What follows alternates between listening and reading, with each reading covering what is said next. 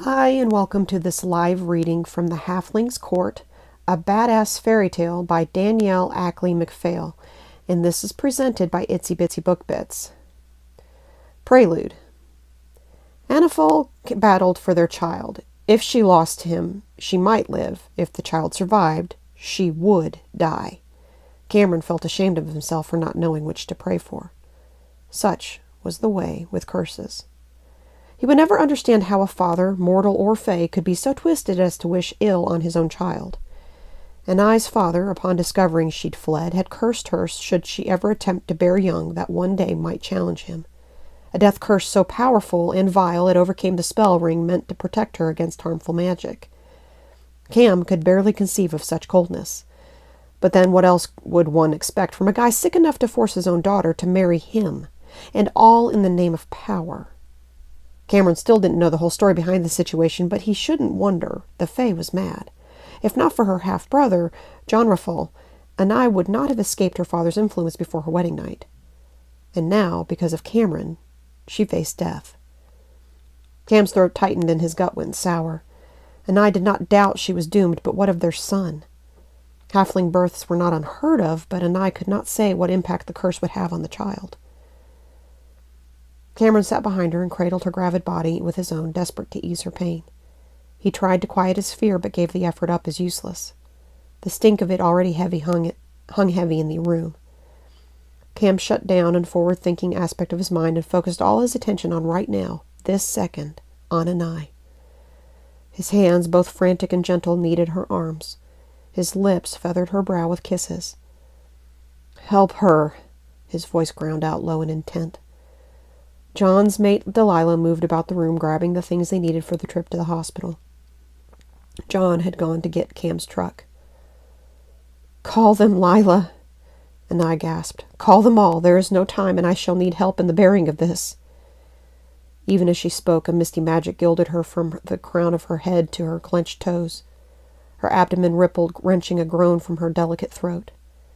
She seemed barely aware as Delilah hurried away to summon the Fey members of their enclave. All of Anafal's focus remained fixed on their coming child. Pain lanced through his wife until her body shook with it. Impossibly, a wild wind seemed to whip around them as it swept across her. Her grip on his tightened. Shh, it's gonna be okay, baby. It's gonna be okay." Cam did his best to believe it, but the words felt empty, forced. No, Cam, promise me. You must promise me he'll never know." Her frantic plea sounded scattered and faint. "He must never know." Then her Fey kin filled the room and laid their hands upon her. Their eyes glazed and they stood rigid as they shared their strength, helping her bear the burden of the pain. Mouths parted in a collective moan, and the room went taut with a sense of waiting. As they diverted the drain on Anafal's vigor, the physical effects of her fear lessened. Cam felt her surrender to the labor. Her breath came in gasps until her words were but wisps. Her body clenched and pulsed as fluid flowed from her womb. Cam watched Delilah move between Anai's thighs, pushing her legs up and to the side. The mortal woman placed her hand on his wife's abdomen just above the swell of her belly, ready to thrust, if need be, to force his son into the world. Powerless to help, Cameron clutched Anafal closer, his own voice murmuring a prayer. Anai continued to mutter in between groans and screams of pain. As she bore down one final time, she dragged him closer. "Promise," she demanded. "Promise he will never know." "Come on, Anai, focus," Delilah said before Cam could answer or even ask the important questions. Who and what? Did Anai mean her father or their child? And what weren't they to know? Of the birth? Of his child's heritage?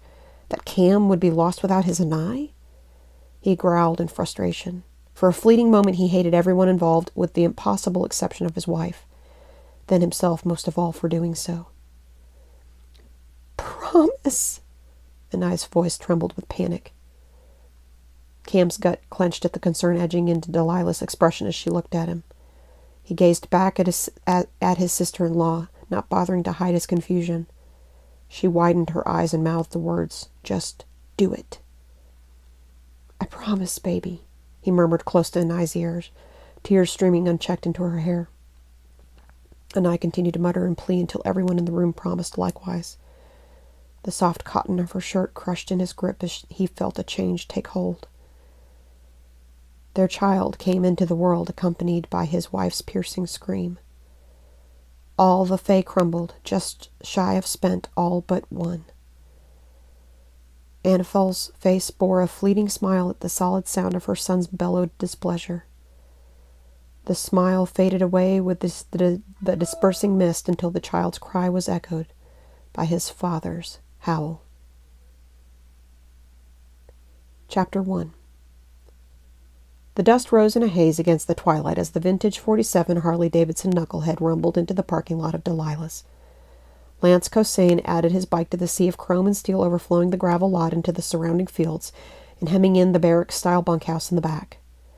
A kick of his heel set the stand and a twist of his wrist killed the engine. He ran his hands down his thighs, working kinks out of muscles tight from too many hours on the road, and turned a hooded gaze toward the roadhouse. He was home. A thread of anticipation ran through his gut. Lance swung himself out of the saddle. He removed his headgear and set it on the tail of the bike. Swirls of white paint hugged the back of the glossy black helmet. Celtic knotwork surrounded ancient symbols representing his name. He ran a finger along each bold line, feeling their power. As he traced them, energy crackled like static from the helmet to his hand. The runes flared and then faded, leaving the gleaming surface in unbroken black. A gift from Suzanne, his fairy queen. The protective spell spread and settled over him like a second set of well-worn leathers, but stronger than tri-armor. It felt like she had just wrapped her arms around him and settled in to stay. He wished. He headed for the entrance, his leathers faintly creaking and the power subdued. Pulling open the door, he stood a moment in the entranceway. Murmurs of Windwalker traveled around the room as they recognized him. He acknowledged the nods and smiles as though filling the crowded space greeted him, their ride captain. Some of the bikers held up bottles, inviting him over. The mamas had a different invitation in their eyes. He made his way around the bar in search of Suzanne, acclimating himself to the ever-present smoke, savoring the comfortable musk, built up over decades, of butter-soft leather laced with the rich essence of whiskey and beer. Lance searched the shadowy corners of the place for the slender platinum blonde with mischief bubbling in her silvery blue eyes. The room was large and open, with tables set up in the center and booths down both sides. He didn't find Suzanne at any of them, or at the bar that faced the door, stretching the full length of the mirrored wall. The lights were dim and the music loud. It was a simple place, no frills, like its owner. The one distinct feature of the bar, the guardian wall. Right beside the door, hundreds of brass cup hooks covered the wall. From each one hung a guardian bell. Some fancy, some plain, all of them free for the taking, or preferably the giving. Delilah kept the wall stocked because at Delilah's, everyone knew, road gremlins were more than just an urban legend. The bell represented a biker's protection, and the hunt protected their own. More than that, what made Delilah special was the people. Right now it wasn't special enough. Most of the faces were familiar, but none of them were his Suzanne. A slight chill of premonition ran through Lance, but he shrugged it off. She'd be here soon. When the last rider arrived, they'd all get on their bikes and head for the meetup to join the Steel Horse Stampede for the 65-mile run down to Lynchburg, complete with a police escort and a rescue vehicle entourage. They'd ride in all their glory with colors, hair, and spirits flying, alone or pillion, passing exit ramp after exit ramp full of idling cars as the stadies forced the cagers to wait until the procession went by like royalty. And Lance, riding in the front door position, would lead the way, with his lieutenant and best friend Gavin riding the most trusted position of sweep. He could feel the wind flow over him already. He could feel the rumble of the road beneath his wheels and hear it echo endlessly at his back. And God help him, again he could feel the ghost of Suzanne's slender arms twined around him. Hear echoes of her wild laughter by his ear, mingled with the roar of hundreds of cycles strung out behind. "Sue," he growled in a tight, hungry whisper. His eyes searched the crowd again, predatory and sharp. "Hey, man, it's been a while." Lance turned abruptly to see a tall, lean man with shoulder-length, golden blonde hair and bright green eyes that glowed with power deep within. Lance nodded, giving his best friend a comfortable grin. Gavin was Suzanne's brother. If he was here, she had to be around somewhere. Lance went back to scanning the place. She's not here, Gavin continued as if reading his mind. Lance's brow drew down low, and his grin took on a menacing feel. He turned away from Gavin and headed toward the bar. Suzanne's not here, Gavin repeated as he followed, but she should be. She called 2 hours ago to say she caught some static outside of Dalton, and I was to let you know she's on her way. She was coming, delayed only by an encounter with the police. Lance closed his eyes and breathed deep and slow. Then the rest of what Gavin had said broke through. 2 hours ago? Dalton's not even an hour away. Was she having trouble with the shovelhead? The bike was running fine. Lance didn't know what to think. Suzanne was one of the best riders he knew. She should have been here by now. Why hadn't she called a second time? He wasn't comfortable with the possibilities that came to mind. Anything else happen on her ride? Gavin considered the question. She told me she had a run-in with a couple of bugs a few days back, but she said it was nothing. A few insults. It looked like they might get tough, but a cherry top cruised by and the guys backed off. She was fine. They were gone. I didn't think anything more of it. His voice trailed off. A slow burn devoured Lance's patience. And you haven't gone after her yet? I only just pulled in 10 minutes before you, Gavin scowled. She left the message at the bar. Where the hell was she? Lance slipped off his jacket and laid it across the stool. He had one certain way to tell if Suzanne was in trouble. Yanking up the shirt sleeve over his right arm, he bared a vibrant tattoo. To eyes not gifted with the sight, the tat was of a gorgeous blonde provocatively posed, with her long hair feathered back and her lithesome curves draped in a brief lavender teddy. To Lance, the skin art moved and changed in subtle ways. It was Suzanne's most recent gift to him, a self-portrait. Whether she was by his side or miles away, the tattoo reflected a small glimmer of her thoughts and feelings. It was a link, a declaration. It gave him entry into her soul. It was how he knew without doubt that Suzanne loved him back, even if things still stood in their way. He angled his arm to get a better look at the tattoo. Suzanne's normally alluring expression was gone. Her eyes were closed and her pale face slack, emotionless. Her limbs were posed as if bound behind her. A growl escaped Lance's throat before he could throttle it down. He locked gazes with Gavin. Gavin glanced from Lance to the tattoo and back again. A muscle in his jaw twitched. She's not dead, I would know, Gavin assured him, though his eyes betrayed an uneasy tension as they lingered over the ink. Lance's fists clenched. It looked like he was going to miss the stampede after all. Grabbing his jacket, he spun around and headed for the door. Behind him, someone tugged sharply on the segmented ponytail hanging halfway down his back. Gavin, of course. No one else would dare. Let go now, Lance bit off the words. Gavin's hand quickly fell away. You're rushing off half-cocked, he said. You know you don't have a chance of finding her without me. Just give me a minute while I make a call. Sue's got a couple of friends out that way. If she's stopped by choice, that's where she'd head. Lance didn't like it, but Gavin made sense. Hurry up, he ordered, and moved to the bar to wait. Thoughts on his lady, he ran his hand over the intricate Wild Hunt MC design she had embroidered across the back of his jacket, a compass rose incorporating knotwork, the cardinal points, and the elements. Oddly fitting for their club, often scattered to the four winds but still connected, though in truth it represented the charter members. The design, the tattoo, his helmet, subtle means of linking herself to him, of watching over him, of keeping him close. Just not close enough, or she'd never have been taken. Suzanne was essential to his life, his heart. He'd grown up with her and Gavin as playmates. They protected him from those who persecuted him for only being half-fey, and he made them laugh, showing them the wonder of the world through mortal eyes. He could not recall a happy moment from his childhood of which they were not a part. They were as close as they were born, as if they were born to the same mother. But Lance was 35, or near enough. He wanted something more serious, and now, just as he and Suzanne were close to settling things between them, she'd gone missing. His eyes locked on the front door. No more fooling around. Time to find Suzanne, even if it meant riding the knucklehead into the ground doing so. This is how you wait. Lance swung around to face Gavin. His lieutenant wore a hard, disapproving expression. Ignoring both the look and remark, Lance took a step toward Gavin. Well? Gavin shook his head, and Lance felt his temper flare. Clamp down. You're setting off Tilly. Tilly, daughter of John Rathole and Delilah, Lance's cousin through her father's side. They had been raised together as close as siblings. Thanks to a bastard who pulled an endo with Tilly riding pillion, she suffered from brain damage, reverted to a childlike state.